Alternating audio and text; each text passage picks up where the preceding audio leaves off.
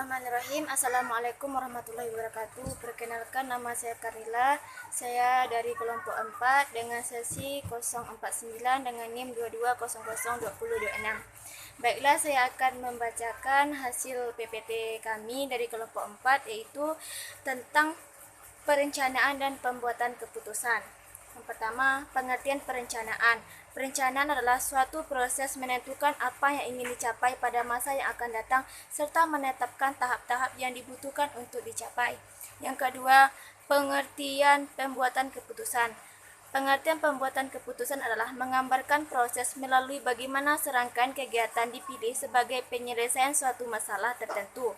Kemudian menurut Handoko mengatakan bahwa pengambilan keputusan merupakan hal yang sangat penting bagi individu maupun organisasi.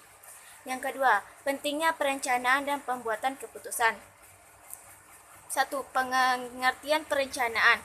Karena perencanaan adalah fungsi manajemen yang paling terpenting. Dengan tidak adanya perencanaan, semua kegiatan bisnis organisasi akan menjadi tidak berarti. Yang kedua, pentingnya pembuatan keputusan, karena merupakan aktivitas yang sangat penting yang membantu mempertahankan efektivitas manajerial. Kemudian proses perencanaan.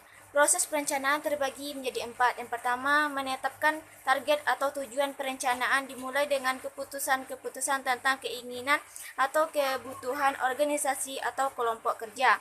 Yang kedua, merumuskan keadaan saat ini. Pemahaman akan posisi organisasi sekarang ini dan pada tujuan yang hendak dicapai, karena tujuan dan rencana menyangkut waktu yang akan datang.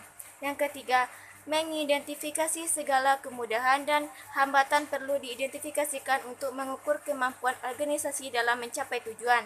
Yang keempat, mengembangkan rencana atau serangkaian kegiatan untuk pencapaian tujuan.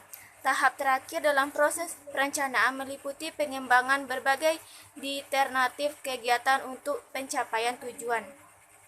Kemudian, pengorganisasian.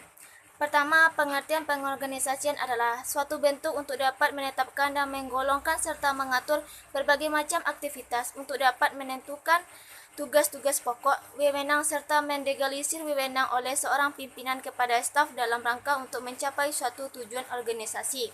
Kemudian menurut para ahli, menurut Stoner dan Walker, pengorganisasian merupakan suatu proses di mana aktivitas kerja disusun dan dialihkan kepada sumber tenaga untuk mencapai tujuan sebuah organisasi. Yang kedua, menurut Muhammad.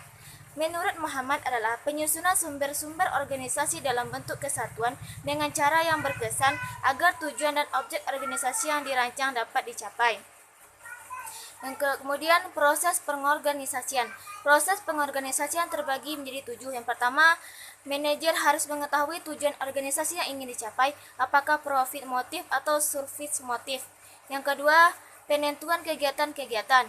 Yang ketiga, pengelompokan kegiatan-kegiatan. Yang keempat, pendelegalisir wewenang. Yang kelima, rentang kendali. Yang keenam, peranan perorganan. Yang ketujuh, tipe-tipe organisasi. Kemudian elemen-elemen dasar pengorganisasian. Yang pertama, merancang pekerjaan. Yang kedua, mengelompokkan pekerjaan. Yang ketiga, menciptakan hubungan pelopor antar pekerja. Yang keempat, mendistribusikan otoritas antara pekerja. Yang kelima, mengkoordinasikan aktivitas antara pekerja. Yang keenam, membedakan antara posisi. Kemudian, prinsip-prinsip pengorganisasian.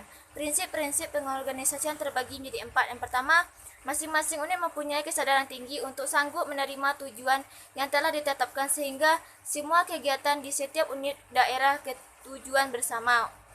Kemudian, pembagian organisasi ke dalam bidang atau unit harus diatur sedemikian lengkap sehingga tidak ada satu unit yang mempunyai tugas yang sama.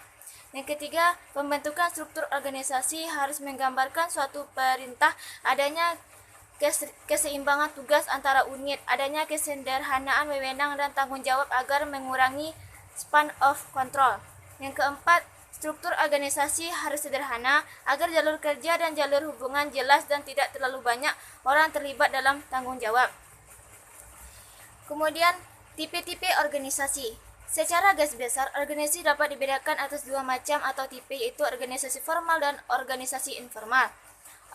Pertama, organisasi formal adalah organisasi di mana para anggota dalam usaha mencapai tujuannya dilakukan menurut ketentuan resmi atau formal. Yang kedua, organisasi informal adalah organisasi di mana para anggotanya dalam usaha mencapai tujuannya dilakukan atas dasar hubungan pribadi dengan struktur informasi dan tidak ditentukan menurut ketentuan resmi. Baiklah, hanya itu yang dapat saya sampaikan hasil presentasi saya pada hari ini. Mohon maaf atas kesalahan-kesalahan dan kekurangan. Assalamualaikum warahmatullahi wabarakatuh.